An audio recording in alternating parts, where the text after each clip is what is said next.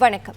சேலம் மாநகர் கோரிமேடு அருகே உள்ள ஏடிசி நகரில் ஞாயிறன்று மாலை மின்சார டிரான்ஸ்பார்மர் வெடித்து தீப்பிடித்து சிதறிய காட்சிகள் சிசிடிவியில் பதிவாகியுள்ளது.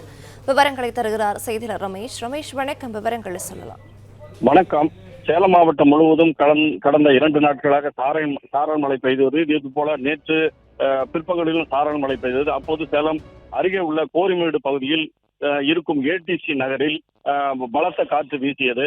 அப்போது இங்குள்ள டிரான்ஸ்பார்மர் ஒன்றில் அருகில் இருந்த மரக்கிளைகள் பற்றி டிரான்ஸ்பார்மர் திடீரென தீப்பிடித்து எரிந்தது. இதனை அறிந்த பொதுமக்கள் உடனே மின்வாரியத்துறைக்கு தகவல் தெரிவித்தனர்.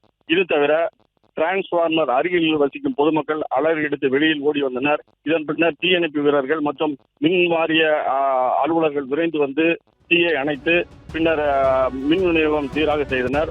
இந்த டிரான்ஸ்பார்மர் திடீரென தீப்பிடித்து எரிந்ததால் கோரிமேடு ஏடிசி நகர் பகுதியில் பரபரப்பு ஏற்பட்டிருந்தது.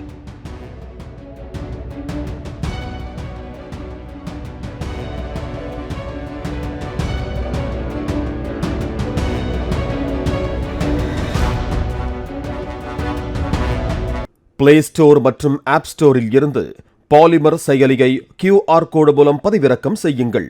செய்திகளை உடனுக்குடன் பெறுங்கள்.